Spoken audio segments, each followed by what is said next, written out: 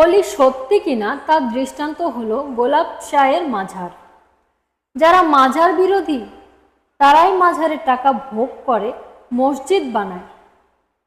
শাহজালাল বাবার মাঝারের টাকায় তৈরি মসজিদের ইমামের কাছে কেউ যায় না, সবাই যায় শাহজালাল বাবার মাঝারে। কোরআন আল্লাহর ঘর কাবায় না নাজিল হয়ে হেরা গুহায় নাজিল হলো এবং সেখানে মহানবী একা থাকলেন। প্রেম স্বাধীন, প্রেম আইনের বাধা মানে না, আইনের বাধা মানলে প্রেম থাকে না। গুরু মুখ্য বিষয় নয়, মুখ্য বিষয় নিজেকে চেনা। ধ্যান সাধনার মানে হলো তুমি একা হও, সবার মাঝে থেকেও একা। মারিফত ব্যক্তি কেন্দ্রিক, সমাজ শরীয়ত কেন্দ্রিক।